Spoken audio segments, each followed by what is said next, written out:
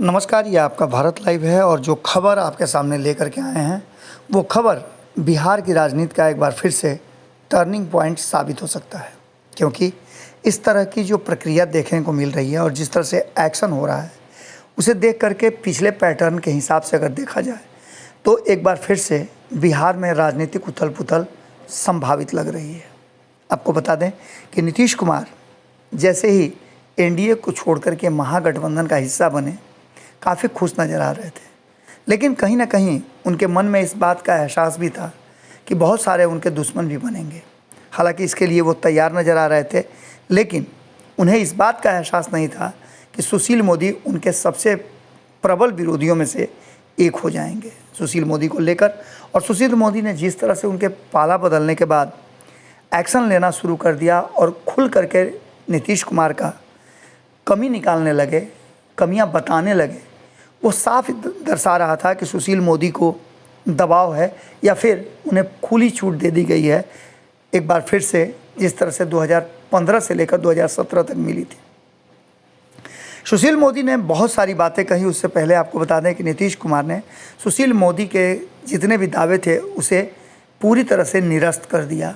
नीतीश कुमार ने साफ कहा कि मैंने कोई ऐसी बात नहीं सोची थी और ना मैं राष्ट्रपति उपराष्ट्रपति बनना चाहता हूँ। मैं जहाँ हूँ वहाँ ठीक हूँ, आगे बिहार की जनता जो चाहेगी वो होगा।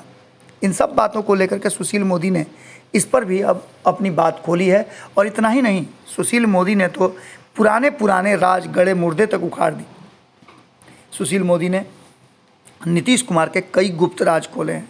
आपको याद होगा कि भूजा पार्टी को लेकर के आरसीपी सिंह ने नीतीश कुमार को कहा था कि दिन भर बैठ करके भूजा फाँकते हैं वगैरह वगैरह। इन सब बातों को लेकर के अब सुशील मोदी ने भी स्पष्ट तरीके से अपनी बात रखी। उन्होंने कहा है कि नीतीश कुमार पूरी तरह से प्रभावहीन नेता हो गए हैं।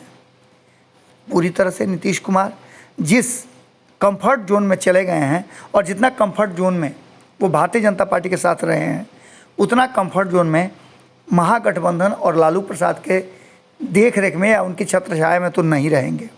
सीधी तौर पे 2015 से 2017 का वो समय नीतीश कुमार कैसे भूल सकते हैं। इसके साथ ही सुशील मोदी ने और कई राज खोले हैं। उन्होंने साफ तरीके से कहा कि नीतीश कुमार पहले भी कोशिश कर चुके हैं, लेकिन उस कोशिश में उन्हें नाकामयाबी मिली है। 2014 में भी प्रधानमंत्री का उम्मीदवार बनने के लिए गए थे, लेकिन लालू प्रसाद हैं और उन्होंने नीतीश कुमार को विपक्ष के साझा उम्मीदवार के रूप में खड़ा होने से साफ पत्ता ही काट दिया। नतीजा हुआ कि 2 सीटों पर जाकर के नीतीश कुमार सिमट गए। लोकसभा में जो स्थिति उनकी हुई उसके बाद उन्हें एहसास हुआ कि उनके लिए क्या उचित और क्या अनुचित है। 2015 में हमारे साथ चुनाव न लड़ करके महागठबंधन के साथ लड़े, वहाँ भी उनकी स्थिति और भद दोनों पीटी, क्योंकि नीतीश कुमार से ज़्यादा सीटें राष्ट्रीय जनता दल की थी। और ऐसी स्थिति में नीतीश कुमार पर सवाल खड़े होने लगे कि उनका प्रभाव कम हो रहा है। हालांकि हमारे साथ रहते 2010 में जो परिणाम आए थे, बिहार की जनता ने जो प्यार दिया था, वो कौन भुला सकता है। लेकिन इन सब बातों के बीच जब 2015 से 17 तक नीतीश कुमार को लगा कि अब उनकी स्थिति साथ चलने की नहीं है, तो उन्होंने भारतीय जनता पार्टी के पाले में एक बार फिर आना स्वीकार कर लिया। हमने उनको एक बार फिर से सहर्ष स्वीकार किया और नीतीश कुमार को जो अधिकार हमने दिया उसमें कोई हस्तक्षेप नहीं करते थे। इतना तक कि नीतीश कुमार जिस वोट बैंक की राजनीति करते हैं और जिस वोट बैंक को लेकर के नीतीश कुमार दावा करते हैं, वो सारा उनका कुनबा जो है बिखर गया। लगातार नीतीश कुमार की सीटें घट रही हैं और साफ तरीके से कोई भी नीतीश कुमार को स्वीकार करने के लिए तैयार नहीं है। किस आधार पर नीतीश कुमार अब विपक्ष का उम्मीदवार बनना चाहते हैं और नरेंद्र मोदी को टक्कर देना चाहते हैं। 2013, 2017 और फिर 2022 ऐसे कई अवसर हैं जब नीतीश कुमार एक्सपोज हुए हैं और उन्होंने जनादेश का अपमान किया है। नीतीश कुमार को लग रहा है कि लालू प्रसाद ने जो कहा होगा वो पूरा भी करेंगे, लेकिन लालू प्रसाद के हाथ में सिर्फ लालू प्रसाद का वोट बैंक है या फिर वही है, बाकी और कोई उनका साथ देने के लिए तैयार कैसे होगा, ये एक बड़ा सवाल है। न तो केसीआर, न अरविंद केजरीवाल, न ही ममता बनर्जी, न मायावती, न ही नवीन पटनायक, इन सभी लोगों ने नीतीश कुमार के पाला बदलने को स्वीकार नहीं किया है और न इसके लिए उन्हें बधाई दिया है और न इस पर कोई बात की है। अलग बात है कि नीतीश कुमार को लग रहा है कि कांग्रेस के साथ रह करके और लालू प्रसाद के आशीर्वाद से वो आगे बढ़ जाएंगे। आज जो वर्तमान स्थिति है और नीतीश कुमार की राजनीतिक शैली जो रही है उसमें हमने हमेशा सामंजस्य बिठाया है, लेकिन 115 सीटों वाली महागठबंधन में नीतीश कुमार कहीं ना कहीं खो जाएंगे।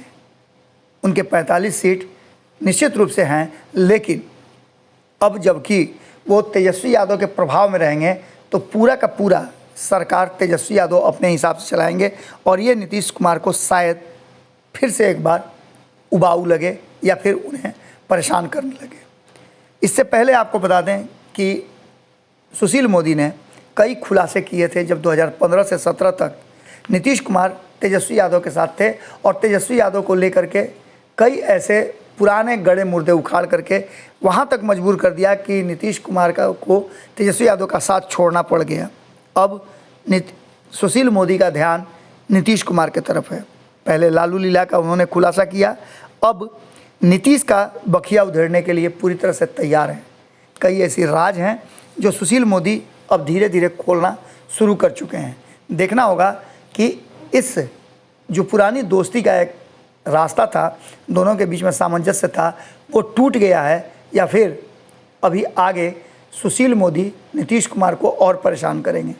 आपको बता दें कि नीतीश कुमार ने जवाब तो दे दिया है कि यदि मेरी बुराई करने से उनको सम्मान मिलता है, खोई हुई प्रतिष्ठा मिल जाती है तो मुझे कोई दिक्कत नहीं है।